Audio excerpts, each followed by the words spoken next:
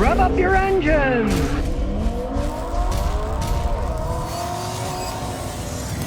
Today I'm going to give you a cautionary tale about buying a Mitsubishi Evolution or any used turbocharged car. Now, as we can see under this hood, a turbocharger down in here, there it is, and there's the pop-off valve, can hit a lot of horsepower. This is an 03 Evolution. It originally put out 271 horsepower, but that's only when the turbo is working. We'll take this for a ride. We'll start it up.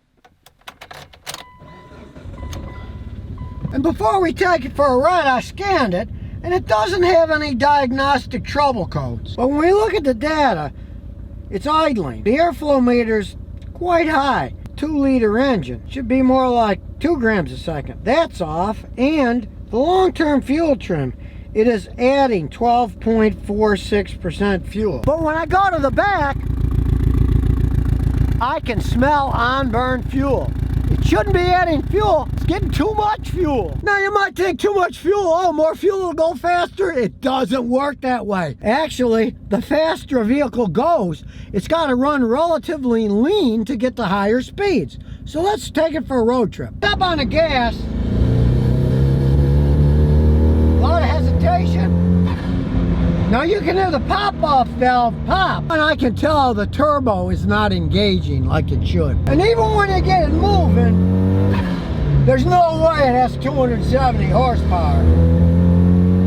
That would throw me back in the seat, and when I hit it, I can barely even feel the acceleration. And it's herky-jerky like mad. Now I can't even feel the turbo spooling up, and I certainly can't hear it.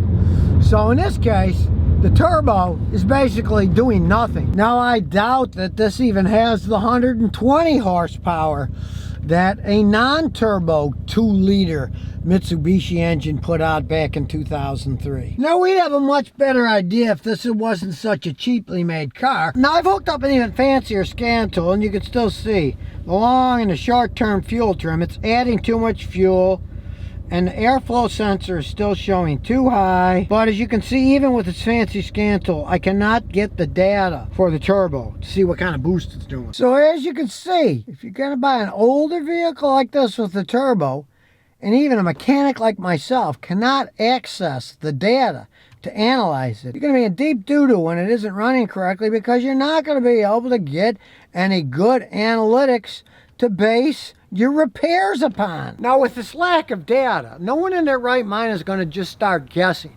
because even at AutoZone, the mass airflow sensor that shows too much flow is $330 for a remanufactured one, and say it needs a new turbo setup, a brand new turbo. If you actually wanted to replace it with a new Mitsubishi unit, those things are like $3,800. Now of course, I looked online. You can get them for $200-300 on eBay, but they're used. Who knows if they work anymore? And they even had ones for $500 that said totally remanufactured. Again, who would know if they remanufactured them, right? And who's going to do that on a guess when you can't get the actual data as what kind of boost it's putting out? These things were too cheaply made, and they don't have that capability. Now, normally with that bad data for an airflow sensor, if I can get a sensor for $60, I'll just put it on and try it. But since this is a turbo, let's say the turbo's leaking too much air through, that's going to make the air flow too much, and the mass airflow sensor may not be bad. It could just be reading that extra flow because the turbo's bad, and it's getting the wrong amount of airflow, and that makes it look like, well, the sensor's giving bad data, the sensor's bad. No, it could be the turbo doing all that. Most people say, oh, what good is that stupid thing? Hey, it's very good, because then you could see how much it's boosting. Is it boosting? Is it not boosting? Is it cutting off at certain times? You can on this thing, and it doesn't have any of that capability. Now, overall, that's the problem I find with Mitsubishis. When this was new, had 271 horsepower, it was a lot of fun to drive around. But as it aged and started breaking down, they are very hard to fix correctly, because one, the original equipment parts cost a fortune here in the United States, and two, there's only a limited amount of data that you can get off of this thing to do a correct analysis.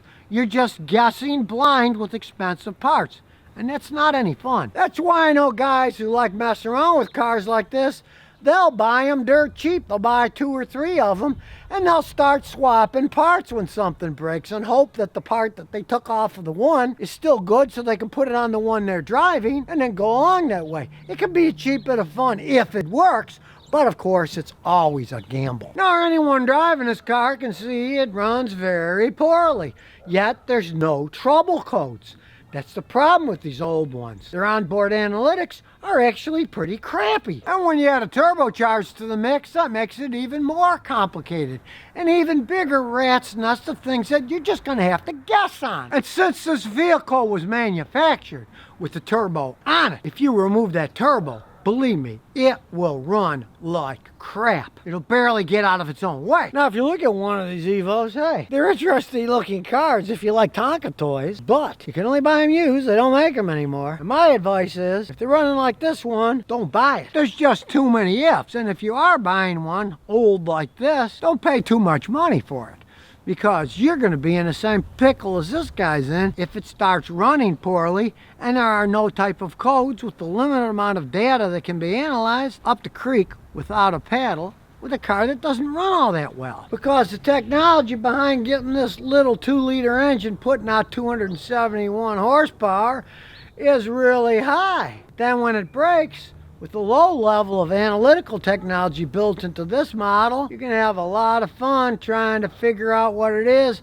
just doing some random guesswork with either the potluck of used or supposedly rebuilt parts or super expensive OEM turbochargers and sensors. But it doesn't make a cute looking toy. I guess you could push it around, because it sure as heck doesn't have the 271 horsepower that it used to have. As I've been telling people for years in the United States, Mitsubishi's a kind of throwaway cars.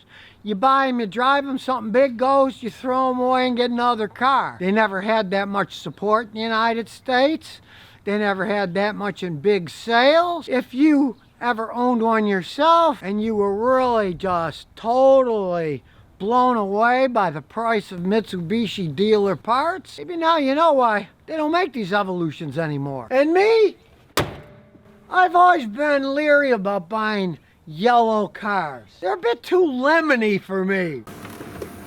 And here's some bonus questions and answers. Mr. Snow 89 says, is the Foxwell NT301 OBD2 a worthwhile scanner? Yes, it is for the price. In that price range, it's a worthwhile scanner. They don't make real high-end ones, but for that price, it's a decent scanner. Depends on what you need scan tools for. It's all a gradation of, you can get some $10 dongles that plug in and work off your phone, which I don't advise because it could end up destroying your car's computer system if the dongle's built wrong and it shorts things out. To, $20,000 Mercedes-Benz scanners and everything in between.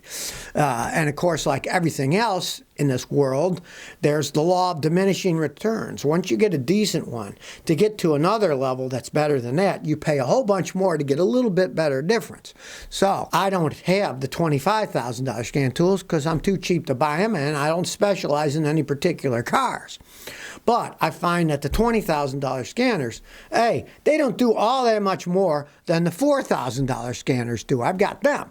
But to get all that extra stuff, you keep paying more. And for what a Foxwell NT301 does, it's a decent scanner. Anytime you look at scanners like that, read about them, see what they do, decide what do you want to do. You realize you're not going to be able to do everything.